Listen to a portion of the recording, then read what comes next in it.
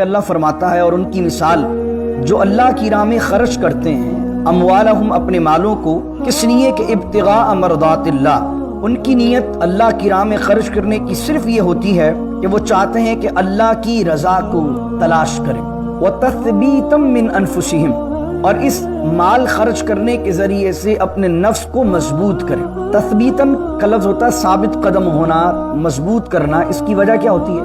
آدمی جب مال خرچ کرتا ہے تو مال خرچ کرتے ہوئے بہت زیادہ ابتدا کے اندر پریشانی ہوتی ہے۔ آپ جیب میں سے پیسے نکالیں گے، شیطان کہے گا کیوں دے رہے ہو، 20 نہیں 10 دے دو، 50 نہیں 40 دے دو، تو بار بار یہ خیالات آتے ہیں۔ تو آپ اپنے آپ کو اللہ کی راہ میں دینے کے لیے ہیبیچل کس طرح بنائیں گے؟ تو وہی بات اللہ کہہ رہا ہے وَتَثْبِيتًا مِّنْ أَنفُسِهِمْ۔ ایک تو اللہ کی رضا تلاش کرنی ہے مال خرچ کرتے ہوئے خدا کی راہ میں، کوئی کسی کی رضا نہیں، وہ خوش ہو جائے، یہ نام لے لے، وہ نعرہ لگا دے، وہاں نام آ جائے۔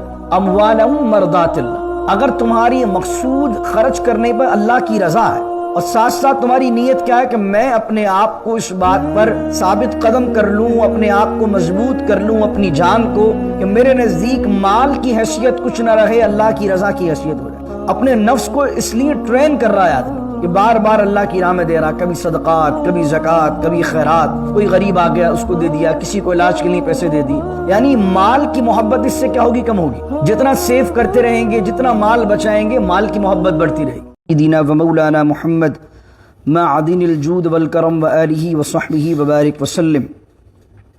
ومثل الذین ينفقون اموالهم فی سبیل اللہ ومثل الذین ينفقون اموالهم ابتغاء مرضات اللہ وتثبیتا من انفسهم كمثل جنة بربوة اصابها وابل فآتت اکلها ضعفین فإن لم يصبها وابل فطل واللہ بما تعملون بصیر۔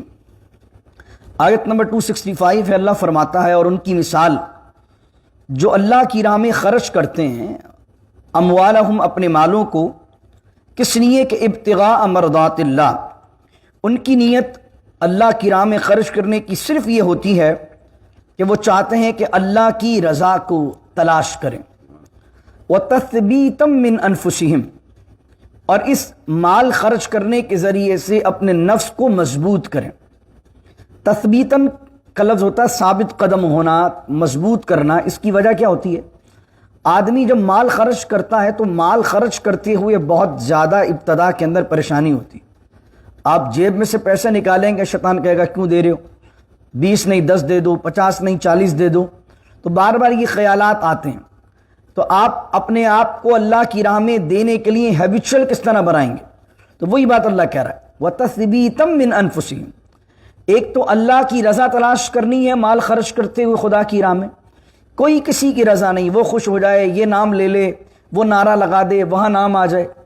اموالہم مرضات اللہ، اگر تمہاری مقصود خرچ کرنے پر اللہ کی رضا ہے اور ساتھ ساتھ تمہاری نیت کیا ہے کہ میں اپنے آپ کو اس بات پر ثابت قدم کر لوں، اپنے آپ کو مضبوط کر لوں، اپنی جان کو، کہ میرے نزدیک مال کی حیثیت کچھ نہ رہے، اللہ کی رضا کی حیثیت ہو جائے۔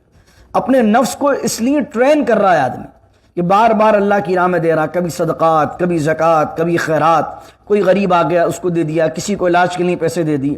یعنی مال کی محبت اس سے کیا ہوگی؟ کم ہوگی۔ جتنا سیو کرتے رہیں گے، جتنا مال بچائیں گے، مال کی محبت بڑھتی رہے گی۔ بار بار روزانہ نکال کر اکاؤنٹ دیکھیں گے کہ اسٹاک کتنا بڑھ گیا ہے، کرپٹو کتنی بڑھ گئی ہے، بینک بیلنس کتنا بڑھ گیا ہے، کتنی سیونگ ہو گئی ہے۔ آدمی بعض اوقات کھا بھی نہیں رہا ہوتا ہے، اپنے پر لگا بھی نہیں رہا ہوتا، صرف نمبر دیکھ کے خوش ہو رہا ہوتا ہے۔ آج اتنے پیسے بڑھ گئے، آج اتنے پیسے بڑھ گئے، آج اسٹاک یہاں چلا گیا۔ اور جو لوگ اس معاملے کے اندر ہیں، آپ خود بھی جانتے ہیں کہ جنہوں نے اگر اسٹاک کام کر رہے ہیں یا کرپٹو کے اندر ہیں، وہ دن میں کتنی مرتبہ موبائل میں جا کر اپنا اکاؤنٹ دیکھ لیتے ہوں گے، یار کتنے پیسے بڑھے ہیں، کتنے نیچے ہیں۔ تو کیا ہوتا ہے؟ اس سے کیا ہوتا ہے؟ مال کی محبت غالب آتی رہتی۔ لیکن جب آپ اللہ کی راہ میں دینے والا ہاتھ رکھتے ہیں، صدقے کی مد میں، خیرات کی مد میں، زکوٰۃ کی مد میں، لوگوں کی مدد کرتے رہتے ہیں، تو پھر کیا کرتے ہیں؟ وَتَثْبِيتًا مِّنْ أَنفُسِهِمْ، اپنے آپ کو آپ اس بات کا عادی بنا رہے ہوتے ہیں کہ آپ کا ہاتھ ہمیشہ دینے والا رہے، آپ دیتے رہیں۔ تو اللہ کہتا ہے ان کی مثال کیا ہے؟ ان کی مثال یہ کمثلی جنتن، ان کی مثال یہ کہ وہ ایک باغ ہے، جنتن کا معنی باغ، بربوتن، اور وہ باغ کا اونچی جگہ پر ہے۔ ربوہ کہتے ہیں بہت بلند مقام کو، اور ایسا بلند مقام کہ جس کی زمین بالکل فلیٹ ہو۔ ربوہ یہیں سے جو ہے وہ قادیانیوں نے جو پاکستان میں اپنا شہر بنایا ہوا ہے، اس شہر کا نام بھی انہوں نے ربوہ رکھا ہوا ہے۔ تو اسی آیت کو قرآن کریم میں جو ربوہ کہا گیا تو انہوں نے کہا کہ ہمارا شہر جو بہت اونچی چیز ہے اور بڑے اونچے اونچے لوگ یہاں رہتے ہیں معاذ اللہ، تو انہوں نے کیا کیا کہ اسی ربوہ کے نام سے انہوں نے اپنا شہر بنایا۔ تو قرآن نے وہ لفظ استعمال کیا کمثلی جنتم بربوۃ، اور وہ باغ کیسا ہو؟ اونچا ہو۔ اللہ کہتا پھر کیا ہو؟ اصابہ وابل، اور اس باغ کو پہنچے بارش۔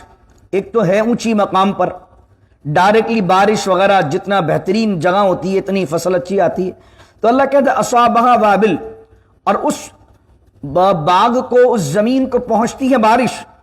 جب بارش پہنچتی ہے تو فآتت اکلہا ضعفین، اللہ کہتا ہے اگر موسلا دھار بارش، وابل کہتا ہے بہت تیز بارش کو، اگر اس باغ کو جو اونچی جگہ پر موجود ہے، اچھی زمین ہے، اگر زوردار بارش اس کو ملے تو فآتت اکلہا ضعفین، تو دگنے تگنے جو ہے وہ پھل لے کر آئے گا، یعنی اس باغ سے آدمی کو اتنا زیادہ فائدہ ہوگا۔ فَإِن لَّمْ يُصِبْهَا وَابِلٌ، اللہ کہتا ہے اگر زوردار بارش بھی اس باغ کو نہ ملے، زوردار بارش بھی اگر اس زمین کو نہ ملے، فطل اطل معنی ہوتا ہے پھوار، شبنم، اللہ کہتا ہے تھوڑی بہت شبنم اسے مل جائے یا تھوڑی بہت پھوار بھی اس کو مل جائے، پھر بھی پھل اس پر آ جائے گا۔ واللہ بما تعملون بصیر، اللہ تعالیٰ دیکھ رہا ہے جو تم کر رہے ہو۔ اس مثال سے مراد کیا ہے کہ آدمی کی نیت صاف ہے، اللہ کی رضا کی نیت وہ کر رہا ہے، اپنے نفس سے مال کی محبت نکال کر انفاق فی سبیل اللہ کی کوشش کر رہا ہے، تو اس کی نیت کیا ہے؟ وہ ایک بلند مقام کی طرح ایک باغ ہے۔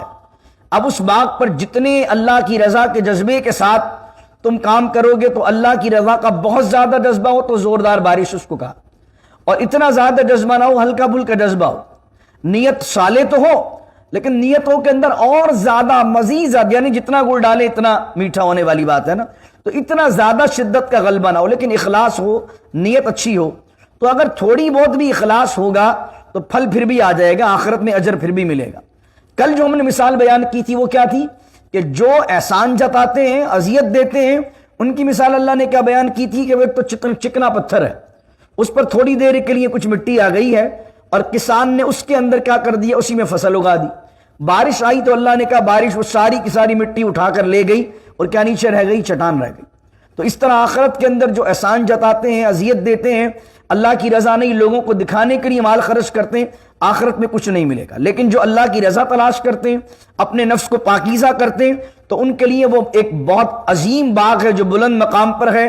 تیز بارش ہوگی جب ڈبل ٹبل پھل لے کر آئے گا، اور تیز بارش نہیں بھی ہوئی پھر بھی اللہ رب العزت اس کے ذریعے سے اسے فائدہ عطا فرمائے گا۔ اب یہاں پر تو یہ بات کی اللہ نے ایمان والوں کی۔ اب آئیے اگلی آیت، اور بہت ہی میں سمجھتا ہوں کہ ایمان افروز آیت ہے۔ اللہ کہتا ہے اب مثال ان کی کہ جو ریاکاری کے لیے، دکھاوے کے لیے، لوگوں کو اپنی واہ طلبی کے لیے احسان جتاتے ہیں، ایذا دیتے ہیں یا دکھاوے کے لیے مال خرچ کرتے ہیں، ان کی مثال دیکھیں کیسی دی ہے۔ آیا ود احدکم، اللہ کہتا ہے کہ کیا تم میں سے کوئی یہ چاہتا ہے ان تکون لہ جنت، کہ اس کے لیے ایک باغ ہو، اور باغ کس چیز کا؟ من نخیل و اعناب، نخیل کہتے ہیں بڑی بڑی کھجوروں والے درخت والے باغ کو، یعنی جس کے اندر کھجوریں آپس میں ٹکرا رہی ہوں، اتنا گھنا ہو۔ من نخیل و اعناب، کہ وہ باغ ایسا ہو کہ جس میں کھجوریں ہوں، کھجوروں کے درخت ہوں، وہ اعنابن، اور انگور کی بالیاں بھی ہوں، انگور کی شاخیں بھی ہوں۔ یعنی عرب کے اندر جو بہترین باغ کنسیڈر کیا جاتا تھا وہ باغ وہ ہوتا تھا کہ جس کے چاروں کارنرز پر، چاروں اطراف میں لائن جا رہی ہو کھجور کے درختوں کی، اور بیچ کے اندر کہیں نہ کہیں انگور کے درخت بھی لگے ہوں، انگور کی بالیاں اور شاخیں بھی لگی ہوں، اور اس کے سائڈ، اور وہ باغ ہو اونچے مقام پر، اور باغ کے دونوں سائڈ پر ڈھلان میں جو ہے وہ نہریں جاری ہوں، اور وہ نہریں نیچے سے باغ کو جو ہے وہ پانی سپلائی کر رہی ہوں۔ یہ ایک عظیم باغ کہا جاتا تھا اس کو، تو قرآن نے وہی بات کہا من نخیل و اعناب، کیا تم میں سے کوئی بندہ یہ چاہتا ہے کہ اس کے پاس ایک باغ ہو، اور باغ کس کا ہو؟ انگور کا باغ ہو، کھجور کا باغ ہو، تجری من تحتی الانہار، اور جاری ہوں اس کے نیچے نہریں۔ نیچے سے مراد یہ والا نیچے نہیں ہے کہ ایک یہ اوپر باغ ہے اور نیچے سے مراد یہ ہوتا ہے ڈھلان، یعنی باغ یہاں پر ہے اور اس کے ڈھلوان پر جو ہے وہ باغ ہو اور وہ نہریں ہوں، اور صرف کھجور اور انگور نہ ہو. آناب جو ہے عنب کی جمع ہے، آناب کا معنی انگور کی پلورل آتی ہے. اللہ کہتا ہے لہو فیہا من کل الثمرات، صرف کھجور اور انگور نہ ہو بلکہ اس باغ میں مختلف قسم کے ثمرات، پھل وغیرہ لگے ہوں، دیگر جو جو اس کو شوق ہے، ایسا گھنا ایسا بہترین باغ اس کے پاس موجود ہو. اللہ کہتا ہے وَأَصَابَهُ الْكِبَرُ، کبر کا معنی بڑھاپا، اور حالت اس بندے کی یہ ہو کہ اس کو آ چکا ہو بڑھاپا، اب وہ بوڑھا ہو گیا، جتنا اس کو محنت کرنی تھی محنت کر چکا. وَلَهُ ذُرِّيَّةٌ ضُعَافَىٰ، ذریہ کا معنی ہوتا ہے اولاد، اور وہ خود بوڑھا ہے. وَلَهُ ذُرِّيَّةٌ ضُعَافَىٰ، اور اس کی اولاد کمزور ہے. یا ضعافا سے مراد ہے اولاد کم سن ہے، بچے ابھی کام کرنے کے اہل نہیں ہوئے، بلکہ اولاد کو بھی ضرورت ہے کہ باپ ہی کما کر کھلائے. اللہ کہتا ہے اب پورا امیجن کریں آپ، ایک بہترین باغ، اس کا مالک بوڑھا، اس کی اولاد کمزور بچی ہے. اب اللہ کہتا ہے فَأَصَابَهَا إِعْصَارٌ، اچانک کیا ہوتا ہے کہ ایک آندھی آتی ہے جس کو بغولہ کہتے ہیں ہم اردو کے اندر. ایک آندھی آتی ہے. اعصار کا ویسے معنی ہوتا ہے نچوڑنا، لیکن کبھی کبھی یہ آندھی اور بادل کے لیے بھی استعمال ہوتا ہے. جو بادل گرم ہوا لے کر آتا ہے یا بارش کے جو بادل ہوتے ہیں ان کے لیے بھی اعصار کا لفظ آتا ہے. تو یہاں پر وہی لفظ ہے، ایسی آندھی جو گرمی لے کر آئے. اللہ کہتا ہے فَأَصَابَ اعصار، اور بگولہ آئے، اور اس بگولے میں کیا ہو، فیہ نارن، آگ ہو، فاحترقت، اور وہ بگولہ کیا کرے آگ کا کہ وہ سارا کا سارا باغ جلا دے، سارا باغ جلا دے. کذالک یبین اللہ، اسی لیے اللہ بیان کرتا ہے تمہارے لیے، اسی طرح بیان کرتا ہے اللہ تمہارے لیے نشانیوں کو تاکہ تم فکر کرو. یہاں اس مثال کو اللہ نے جب بیان فرمایا، آج ابن کثیر نے اور علامہ غلام رسول سعیدی صاحب نے جب اس کو لکھا ہے، آخر میں کیا رقت آمیز الفاظ انہوں نے لکھے ہیں، آدمی پڑھے تو اس کا ایمان تازہ ہو جائے. یہاں اس آیت سے دو مراد ہے. اس آیت کو بیان کرنے کا مقصد کیا، باغ ہرا بھرا ہے، آدمی بوڑھا ہو چکا ہے، اولاد اس کی کم سن ہے. سب سے زیادہ اس وقت میں اس باغ کی حاجت اس بندے کو ہے. بڑھاپے کی وجہ سے اب کوئی نیا کاروبار، کوئی نیا باغ اسٹیبلش کر نہیں سکتا، بچے اس قابل نہیں ہیں کہ بچے اس کو کما کر کھلا سکے. ایسے عالم میں ایک ہی جمع پونجی تھی اور وہ شاندار باغ تھا، وہ جل گیا. اللہ کہہ رہا ہے یہ مثال کن لوگوں کی، ان کی ہے جو ریاکاری کے لیے احسان جتا کر لوگوں کو اذیت دے کر کیا ہے مال خرچ کرتے ہیں. مسجد بنا دی، مدرسہ بنا دیا، بیواؤں کی مدد کر دی. اب ان کے دماغ میں کیا ہے کہ ان کا باغ بن رہا ہے. کیا ہو رہا ہے، باغ بن رہا ہے. کیا ہے کہ بھائی انگور بھی آ گئے ہیں، کھجور کے باغ بھی ہو گئے ہیں، نہریں بھی رواں. یعنی وہ جو آخرت میں یہ نیک عمل کر رہے ہیں، اپنے تصور میں کیا کر رہے ہیں کہ یار میرے لیے تو جنت میں مکانات بن رہے ہیں، میرے لیے تو جنت میں باغات بن رہے ہیں.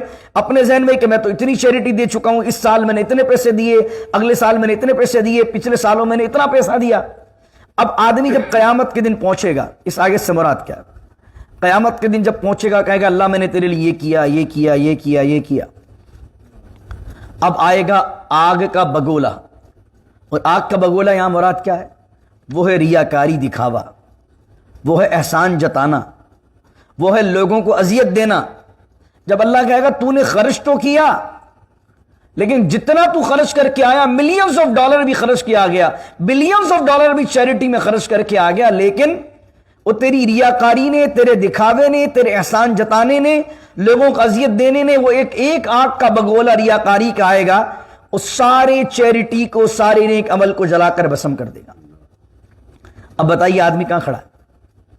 آدمی تو یہ سمجھ رہا ہے کہ یہ سارا میرے کام میں آئے گا، وہاں پر یہ ساری چیزیں مجھے وہاں پر انعام ملے گا، اور وہاں پر جا کر پتہ لگے آخرت میں اللہ کا کچھ نہیں ہے ہمارے پاس.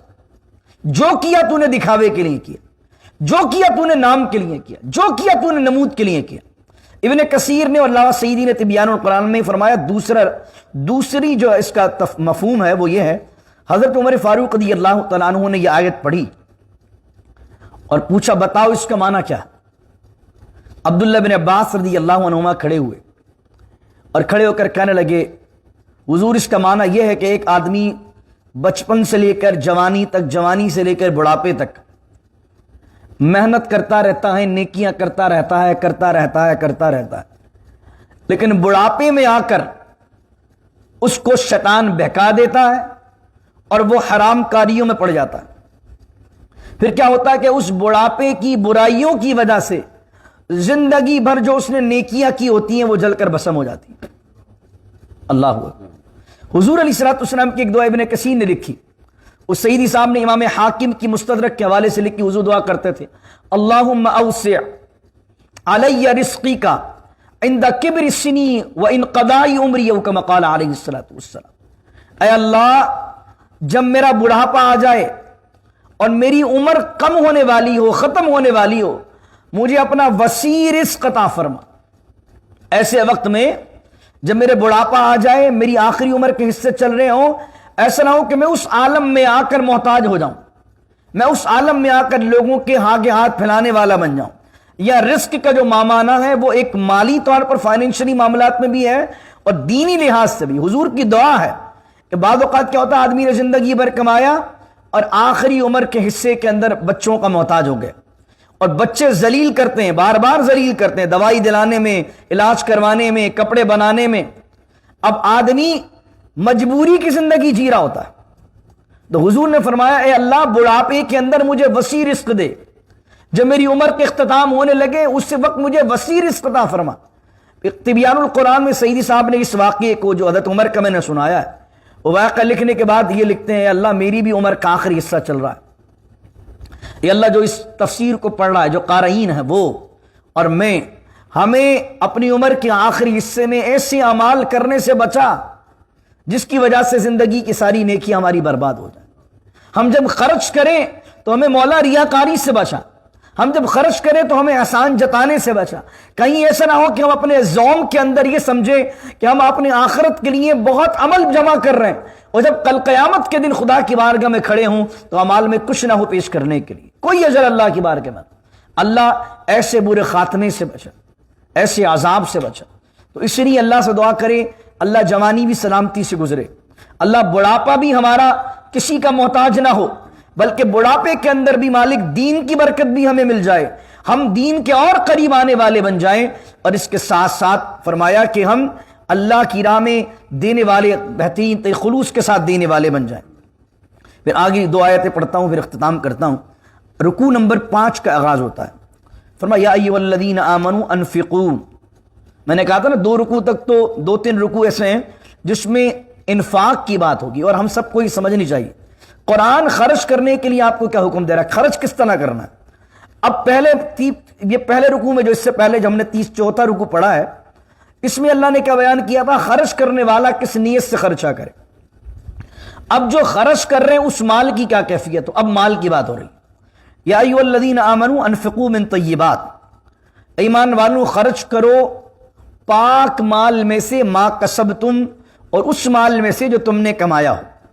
یہاں فقہاء نے مسئلہ لکھا ہے کہ جو مال کمایا ہوا ہوتا ہے اس پر آپ 2.5% زکوٰۃ دیتے ہیں، لیکن اگر کسی زمین سے خزانہ نکل جائے، آپ نے کوئی پلاٹ لیا، اب اس پلاٹ کے اندر سے آپ نے جب کھدائی کروائی تو جناب اس میں تو صندوق نکل گئے، ہیرے جواہرات بہت سارا دفینہ نکل گیا، تو اب اس دفینے کو کیا کریں گے، کیونکہ آپ نے وہ کمایا نہیں ہے بلکہ بغیر محنت کے آپ کو مل گیا، تو جو محنت سے آپ نے کمایا اس پہ 2.5% ہے، اور جو دفینہ نکلا ہے، کوئی خزانہ کسی زمین سے نکلا ہے اور آپ اس کے مالک ہیں، تو اب اس پر کیا ہے کہ اس پورے مال کے 5 حصے کریں گے، 4 حصے آپ کے ہیں اور اس کا خمس، اس کا جو 5واں حصہ ہے وہ اللہ کی راہ میں دیں گے۔ لیکن یہاں ما کسبتم کہہ کر کہہ دیا کہ خصوصی طور پر جب تم اپنی کمائی میں سے خرچ کرو تو طیبات، پاک مال خرچ کرو۔ اس سے مراد کیا ہے کہ پاک سے مراد کیا ہے، ایک تو یہ کہ حرام چیز نہ ہو، حرام چیز سے مراد کیا ہے کہ کوئی مردار نہ ہو، کوئی حرام جانور نہ ہو، اور دوسرا مراد کیا ہے کہ ایسا نہ ہو سودی چیز ہو، حرام کا، یعنی آپ نے اپنے بزنس سے حرام چیز سے بنائے 10 لاکھ، آپ نے کہا یار 2 لاکھ مسجد میں دے دیتے ہیں تو 8 لاکھ اپنے وائٹ ہو جائیں گے، نہیں، اللہ کی راہ میں اللہ کو قبول ہی نہیں ہے ایسے صدقات، اللہ کو کیا حاجت ہے۔ کچھ لوگ سمجھتے ہیں کہ یار بےایمانی سے پیسے کماؤ، فراڈ سے پیسے کماؤ اور ملین بنا لیں گے تو 3 مسجد میں دے دیں گے، تو 3 مسجد میں دے دیں گے $3 لاکھ تو 7 لاکھ اپنے بالکل جو ہے نا وائٹ ہو جائیں گے۔ اللہ کہے گا بھائی 3 تو دیے نا مسجد میں۔ ارے خدا کے بندو، اللہ کو حاجت ہی نہیں تمہاری ایسے حرام مال کی کہ اللہ اپنے گھر میں یا اللہ اپنی مسجد میں لگوائے یا اللہ اپنی راہ میں لگوائے۔ اللہ تو چاہتا طیبات، پاک مال۔ پھر آگے فرمایا وَمِمَّا أَخْرَجْنَا، اور خرچ کرو اس چیز کو جو ہم نے نکالی ہے تمہارے لیے زمین سے، یعنی زمین سے جو پیداوار ہے، اب کوئی کسان ہے اس کی زمین ہے تو زمین سے جو نکلے گا اس میں بھی اللہ کی راہ میں دینا۔ اچھا، زمین سے جو زکوٰۃ نکلتی ہے اس کو کہتے ہیں عشر۔ کیا کہتے ہیں؟ عین شین را، عشر۔ عشر کا معنی 10، یعنی زمین سے جو نکلے گا، جتنی گندم نکلی ہے، جتنی آپ کی زمین پر کوئی بھی فصل اگی ہوئی ہے، زمین کے جب آپ نکالتے ہیں تو زمین کا 2.5% نہیں نکالیں گے، 2.5% نکلے گا مال کا، زمین کا نکلے گا عشر۔ عشر کا ہے وہ 10واں حصہ ہے، یعنی جتنا بھی نکلا ہے 90 حصے آپ کے، 10واں حصہ جو ہے وہ اللہ کی راہ میں دیا جائے گا۔ تو اللہ نے کہا پاک چیزیں جو تم کماتے ہو وہ خرچ کرو، اور جو ہم نے نکالی ہے تمہارے لیے زمین سے وہ خرچ کرو۔ اب آگے سنیے بات، وَلَا تَيَمَّمُوا الْخَبِيثَ مِنْهُ تُنْفِقُونَ، اور نہ ارادہ کرو ردی چیزوں کا، بیکار چیزوں کا، خبیث چیزوں کا کہ تم وہ خرچ کرو اللہ کی راہ میں۔ انصار کہتے ہیں کہ یہ ہمارے لیے آیت نازل ہوئی۔ ہوتا یہ تھا کہ مسجد نبوی میں صحابہ کرام کا ایک گروہ تھا جو غریب صحابہ تھے، جن کو کہا جاتا اصحاب صفہ۔ اصحاب صفہ آج بھی چبوترا موجود ہے مسجد نبوی میں جہاں وہ بیٹھا کرتے تھے۔ ایک روایت میں 70 صحابہ تھے، ایک روایت میں 80 صحابہ تھے۔ تو ان کا معاملہ یہ تھا کہ کوئی دے جاتا تھا تو کھا لیتے تھے، نہیں تو مسجد میں رہتے تھے، اور حضور نے کچھ پڑھا دیا، سمجھ لیے اسلامک پہلی یونیورسٹی تھی وہ۔ حضور سامنے والے چبوترے پر بیٹھتے تھے اور اصحاب صفہ کو دین کی باتیں سمجھاتے تھے اور سکھاتے تھے۔ تو انصار کہتے ہیں ہمارے باغات تھے، ہمارے کھجور کے باغات تھے، تو مسجد نبوی میں ایک رسی لٹک رہی تھی۔ ابن کثیر نے بھی اس کو لکھا ہے اور دیگر تفاسیر میں بھی واقعہ لکھا ہوا ہے اس کے شان نزول میں۔ مسجد نبوی میں ایک رسی لٹک رہی تھی۔ اس رسی میں کیا ہوتا ہے کہ ہمارے باغات میں اگر کسی کی کھجوریں زیادہ نکلتی تو وہ 4-5 گچھے لے آتا، اس کے کوئی 2-3 گچھے لے آتا اس میں۔ لیکن جن لوگوں کو صدقہ کرنے میں رغبت نہیں تھی تو وہ اپنے باغ کی سب سے بیکار کھجور لا کر اس رسی پر ٹانگ دیتے تاکہ اصحاب صفہ وہ کھائیں۔ وہ دین کے طالب علم، دین کو سیکھنے والے، وہ ان کی ردی کھجور جو ہے وہ جو بیکار سارے باغ میں تھی وہ کھا لیں۔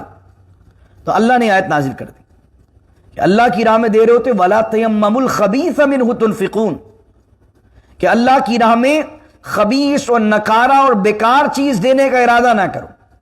اور پھر اللہ نے سامنے والے کو پھر یہ بات ظاہر کی وَلَسْتُمْ بِآخِذِيهِ إِلَّا أَن تُغْمِضُوا فِيهِ، اور تم ہرگز قبول نہیں کرو گے وہ چیز جو تم دے رہے ہو اپنے لیے لینا۔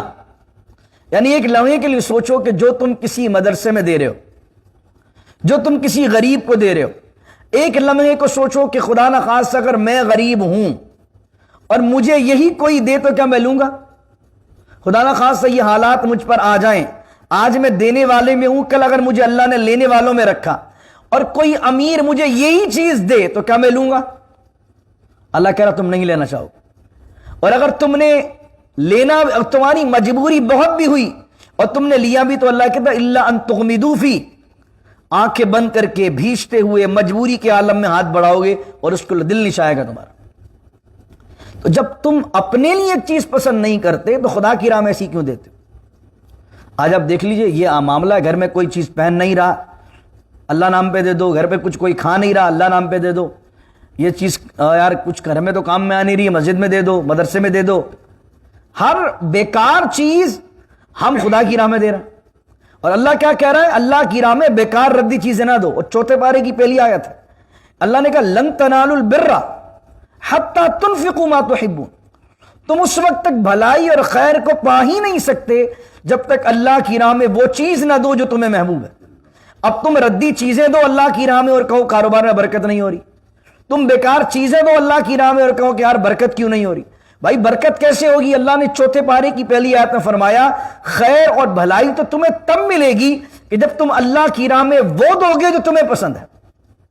لیکن یہاں یہ مراد نہیں ہے کہ ایک بندہ شوگر پیشنٹ ہے، اس کے پاس آ گئی مٹھائی، اب اس نے مٹھائی کا ڈبہ جو ہے وہ اٹھا کر دے دیا پڑوسی کو، یار میرے تو کھانے میں نہیں آئے گی، میں کسی برابر والے کو دے دوں۔ یہ ردی چیز نہیں ہے، بلکہ وہ ایک اعلیٰ چیز تھی لیکن کسی کنڈیشن کی وجہ سے وہ کھا نہیں پا رہا۔ ایک چیز اس میں مرچیں زیادہ ہیں اور سامنے والے کو السر ہے، اب وہ ہے کوالٹی کی چیز بنی ہوئی لیکن السر کی وجہ سے اس کے لیے وہ ٹھیک نہیں۔ ایک چیز ایک آدمی، اس کو کسی نے پینٹ شرٹ گفٹ کر دی، ایک شخص ہے کسی کو اس نے کوئی بڑا لمبا سوٹ جو ہے یا جو ہے اس کے ناپ کا سوٹ نہیں ہے وہ گفٹ کر دیا۔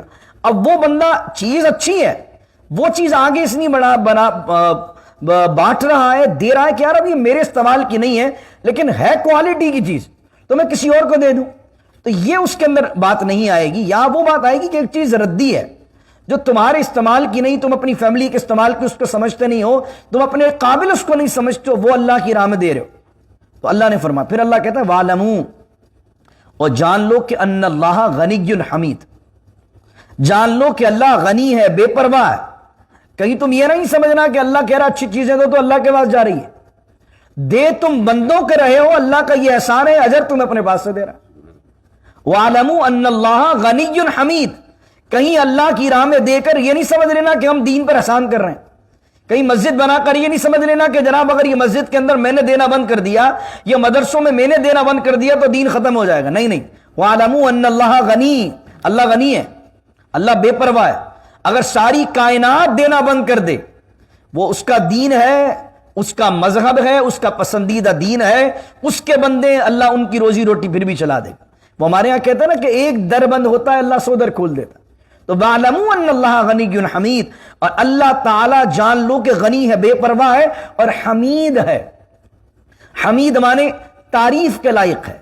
ایک بندہ حمید کا ایک معنی یہ بھی کیا گیا وہ از خود تعریف کے لائق ہے۔ آپ میری تعریف کریں، میں آپ کی تعریف کروں تب آپ کی تعریف ہوگی، لیکن کائنات میں کوئی اللہ کی تعریف نہ کرے وہ پھر بھی محمود ہے، اس کی ذات ہی ایسی ہے کہ وہ تعریف کے لائق ہے۔ اب اللہ کیا کہہ رہا ہے؟ اللہ کتنی خوبصورت بات سمجھا رہا ہے، اگلی آیت دیکھیے۔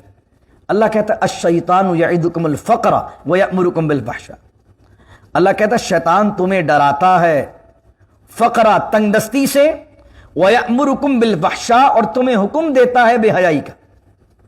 اللہ کہہ رہا ہے جب تم مال نکالنے لگتے ہو تو شیطان کیا دل میں وار ڈالتا ہے؟ ارے بچے ہیں یار، ابھی سارا مال میں خرچ کر دوں گا تو ان کی فیوچر پلاننگ کا کیا ہو؟ اگر میں خرچ کر دوں گا تو میرے پاس کیا ہو جائے؟ کبھی خدا نہ خواستہ حالات خراب ہو گئے تو پھر کیا ہوگا؟ تو اللہ کہہ رہا ہے یہ کون بات ڈالتا ہے؟ یہ شیطان ہے جو تمہیں ڈالتا ہے اس بات سے کہ تم خدا کی راہ میں دو گے تو تنگ دست ہو جاؤ گے، اور تمہیں کن دھندوں میں لگا دیتا ہے؟ وَيَأْمُرُكُمْ بِالْفَحْشَاءِ، اور تمہیں بے حیائی کے کاموں میں لگا دیتا ہے، الٹے سیدھے عیاشیوں کے کاموں میں لگا دیتا ہے۔ اب بہت سے لوگ ہیں جب وہ کسی غریب کی مدد کرنے جائیں گے تو اس میں تولیں گے کہ نہیں یار اتنے نہیں ہونے چاہیے، اتنے ہونے چاہیے، لیکن جب اپنی عیاشی کے لیے جائیں گے، حرام کاری کی طرف جائیں گے، زنا کی طرف جائیں گے، کسی خاتون کے ساتھ ان کے ناجائز تعلقات ہو گئے، وہ اس ریلیشن کو نبھانے جائیں گے تو ہزاروں لاکھوں خرچ کر دیں گے، اس وقت دل میں ملال نہیں آئے گا۔ تو اب اللہ کیا کہہ رہا ہے کہ جو فحشا کام ہے، جو بے حیائی کے کام ہیں، اس کی طرف تو شیطان تمہیں کہتا ہاں یہاں خرچ کرو، یہاں خرچ کرو، یہاں خرچ کرو، لیکن جب تم اللہ کی راہ میں خرچ کرنے لگتے ہو تو تمہیں تنگ دستی سے ڈراتا ہے۔ اللہ نے کہا کہ شیطان یہ کرتا ہے، لیکن اللہ کیا کرتا ہے تمہارے ساتھ؟ واللہ یعدکم مغفرۃ منہ وفضلا، شیطان تمہیں ڈراتا ہے تنگ دستی سے اور حکم دیتا ہے بے حیائی کا، اور اللہ تم سے وعدہ کرتا ہے مغفرت کا، بخشش کا، منہ وفضلا، اور اللہ کے فضل کا۔ اب بتاؤ تمہارے سامنے دو راستے ہیں، ایک ہے تم خرچ کر دو اللہ کا فضل لے لو، یعنی دنیا میں فضل کیا ہے کہ تم دو گے اللہ بڑھائے گا۔ حدیث پاک کے اندر بندہ ایک کھجور اللہ کی راہ میں خیرات کرتا ہے، اللہ اس کو اپنے پاس رکھ لیتا ہے، اور میرے آقا فرماتے ہیں اللہ اس کو پالتا ہے جس طرح تم گھوڑے پالتے ہو۔ ایک کھجور تم نے دی ہے، اللہ اس صدقے کو جو تم نے اچھی نیت سے دیا اس کو رکھتا ہے، اور اللہ اس کو پالتا ہے جس طرح تم گھوڑے پالتے ہو، اور کل بروز قیامت جب تم جاؤ گے تو وہ صرف کھجور نہیں ہوگی، وہ پہاڑ کے جتنا ثواب ہو جائے گا، کیونکہ اللہ نے تمہارے لیے اچھی نیت سے اس کو پالا پوسا اور اس کو بڑھا کر اللہ نے بڑا کر دیا۔ تو اللہ کیا کہہ رہا ہے؟ آخرت کے اندر تمہیں مغفرت دے گا خرچ کرنے کی وجہ سے، اور دنیا کے اندر اللہ تمہیں کیا کرے گا؟ فضل دے گا۔ اللہ کا فضل کیا ہے آدمی کے پاس؟ اس کی زندگی میں سکون ہو، کاروبار بہترین ہو، اور جو مال آئے وہ اس کے لیے خیر والا بن کے آئے۔ پھر اللہ کہتا ہے واللہ واسع علیم، اور اللہ تعالیٰ وسعت والا ہے۔ پہلے بھی آیت آئی ہے کہ اس کے خزانے میں کمی نہیں ہے کہ تم خرچ کرو تو بڑھا نہ سکے، تم جتنا دو گے وہ کئی گنا بڑھا دے گا، بے حساب بڑھائے گا، اور علیم ہے، ایک بھی دو گے تو وہ جانتا ہے تم نے کہہ دیا۔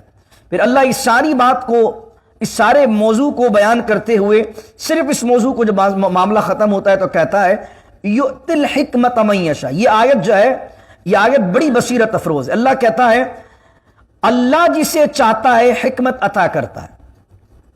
حکمت سے کیا مراد ہے؟ علماء نے لکھا حکمت سے مراد ہے صحیح بصیرت اور صحیح قوت فیصلہ، اس کی طاقت کا مل جانا حکمت کہلاتا ہے۔ صحیح بصیرت کیا ہے؟ دنیا کسی بھی چیز کو دیکھتی ہے ایک الگ پرسپیکٹو سے، آپ دیکھتے ہیں اس کے ریئل پرسپیکٹو سے۔ اس لیے حضور کی ایک دعا ہے، اللہم ارینی حقیقت الاشیاء کما ہی۔ حضور علیہ السلام دعا کرتے تھے، اے اللہ مجھے چیزوں کی حقیقت دکھا دے جیسی وہ ہیں۔ اگر آدمی کو یہ آ جائے نا صحیح بصیرت، صحیح بصیرت میں کیا؟ بندے کی پہچان، کاروبار کی پہچان، آخرت کی پہچان، دنیا کی پہچان، یہ ہے بصیرت۔ ایک ہے بصارت، ایک ہے بصیرت، دونوں میں فرق ہے۔ بصارت کس کو کہیں گے آپ؟ وہ جو آپ اپنے سر کی آنکھوں سے دیکھ رہے ہیں، یہ بصارت ہے۔ میں اپنے سر کی آنکھوں سے ایک بندے کو دیکھ رہا ہوں، یار بڑا بااخلاق ہے، بہت اچھی طرح ملتا ہے، بڑے اچھی طریقے سے مل رہا ہے، لیکن ایک ہے بصیرت جو آپ دل کی آنکھ سے دیکھ رہے ہیں۔ اللہ اگر وہ بصیرت روشن کر دیتا ہے تو آپ، بصارت یہ کہہ رہی ہے کہ اچھا آدمی ہے کیونکہ اس کا ظاہر آپ دیکھ رہے ہیں، لیکن بصیرت آپ کی کہہ رہی ہے کہ نہیں یار یہ بندہ 2 نمبر آدمی ہے، یہ صرف دکھاوے کے لیے سارا معاملات کر رہا ہے، اور آگے 5-6 سال بعد جا کر بندہ وہ ایسا نکل جائے کہ فراڈی ہو۔ تو اللہ نے وہ آپ کی بصیرت کی آنکھ روشن کر دی تھی کہ 5 سال پہلے آپ نے جان لیا تھا کہ یہ جو کچھ اپنا ظاہر کر رہا ہے یہ اصل نہیں ہے۔ تو آپ اللہ سے کیا دعا کریں جو حضور نے دعا کی، اللہم ارینی حقیقت الاشیاء کما ہی، اے اللہ مجھے چیزوں کی حقیقت دکھا دے جیسی وہ ہیں۔ اس طریقے سے بزنس کے اندر بھی آپ دیکھتے ہیں کہ بزنس کوئی ہائپ کریٹ کر دی ہے مارکیٹ میں فلاں بزنس کی۔ اب آپ اسٹور لینے جا رہے ہیں، آپ کوئی جگہ لینے جا رہے ہیں، اللہ سے دعا کر کے جائیں، اے اللہ مجھے اس جگہ کی حقیقت دکھا دے، اس بزنس کی حقیقت دکھا دے۔ بعض اوقات مارکیٹ کے کچھ انویسٹرز نے ہائپ کریٹ کی ہوتی ہے، آپ نے بصارت سے دیکھا، سر کی آنکھوں سے دیکھا، آپ کو بڑا اچھا لگا، لیکن جب آپ انوالو ہوئے بزنس میں آپ کا نقصان ہو گیا۔ تو بصارت تو تھی آپ کے پاس، کیا نہیں تھی؟ بصیرت نہیں تھی۔ اچھا دوسری چیز کیا ہے؟ بصیرت تو ہو آدمی کے پاس لیکن ڈیسیجن میکنگ نہ ہو۔ نظر تو آ رہا ہے لیکن فیصلہ ہی نہیں کر پا رہا ہے، نظر آ رہا ہے کہ یہ غلط ہے، نظر آ رہا ہے کہ صحیح ہے، نظر آ رہا ہے کہ میرے لیے بھلائی ہے، لیکن اب ڈیسیجن بنا نہیں پا رہا۔ تو حکمت کیا ہے؟ صحیح بصیرت، کہ چیز کی حقیقت معلوم ہو، اور جب حقیقت معلوم ہو جائے تو کریکٹ ڈیسیجن لینا، یہ حکمت ہے۔ آپ اپنی، بعض اوقات بہت سے لوگ عمر کے آخری حصے کے اندر پہنچ جاتے ہیں لیکن ڈیسیجن میکنگ نہیں آتی ہے ان کو، اللہ کی طرف سے ہوتی ہے۔ اس وجہ سے جب اپنی بچیوں کا رشتہ کرتے ہیں، جب اپنے بچوں کا رشتہ کرتے ہیں، جب بزنس کرتے ہیں، ہر جگہ مار کھاتے ہیں، نہ انہیں بندوں کی پہچان ہو پاتی ہے زندگی بھر۔ تو اللہ سے کیا مانگیے؟ حکمت مانگی، وہ جو آیت میں بیان کی جا رہی ہے۔ لیکن یہاں پہ یہ تو میں نے جتنی مثالیں دی ہیں یہ دنیاوی حکمت ہے جس کو آپ بصارت اور بصیرت سے جانچتے ہیں۔ اصل حکمت کیا ہے؟ کہ آدمی کے سامنے دنیا کی حقیقت واضح ہو جائے کہ مجھے رہنا کتنا ہے، یہاں 60 سال 70 سال 80 سال کتنا جی لوں گا۔ اصل حقیقت کیا ہے؟ آخرت۔ تو جس کو اللہ نے حکمت دی ہے اس کی بصیرت یہ کہتی ہے کہ دنیا فانی ہے، کچھ نہیں ملنا، اور اس کی حکمت یہ کہتی ہے کہ شیطان اس کو کہتا خرچ نہ کر، اور بصارت سے وہ دیکھتا ہے کہ ہاں یار خرچ کروں گا تو پیسے ختم ہو جائیں گے۔ عقل، دنیاوی عقل تو یہ کہے گی نا خرچہ کرے گا ختم ہو جائے گا، لیکن حکمت کیا کہے گی؟ حکمت یہ کہے گی نہیں، اگر تو نے صدقہ دیا، خیرات کی، غریبوں کی مدد کی، مسجدوں کیوں بنایا، تو نے مدارس کو بنایا، اللہ کے دین کو غلبے کے لیے تو نے مال خرچ کیا، تو بصارت یہ کہے گی مال ختم ہوگا، بصیرت اور حکمت یہ کہے گی مال ختم نہیں ہوگا، بلکہ یہ جتنا بھی تو یہاں خرچ کرے گا تجھے اللہ اجر دے گا، تیری دنیا بھی اچھی، تیری قبر بھی اچھی، تیری آخرت بھی اچھی۔ یہ حکمت ہے۔ اللہ کہتا ہے یؤتی الحکمت من یشاء، ہم جسے چاہتے ہیں حکمت عطا کرتے ہیں۔ ومن یؤت الحکمت، اب سنیے جس کو حکمت دیتا ہے اللہ کیا کرتا ہے، ومن یؤت الحکمت، اور جسے حکمت دی جائے، فقد اوتی خیرا کثیرا، اسے تمام خیر کثیر دے دی جاتی ہے۔ حکمت بڑی چیز ہے، اللہ کے رازوں میں سے ایک راز ہے۔ تو اللہ سے ہمیشہ اپنے لیے دعا کریں، اپنے بچوں کے لیے دعا کریں، اللہ سے حکمت کو مانگیں، اے اللہ مجھے حکمت عطا کر دے، کیونکہ اللہ کیا کہہ رہا ہے، جس کو حکمت اللہ دیتا ہے فقد اوتی خیرا کثیرا، اسے اللہ خیر کثیر دیتا ہے، خیر دیتا ہے لیکن کیا کہا؟ خیرا کثیرا، صرف خیر نہیں بلکہ کثیر بھلائیاں۔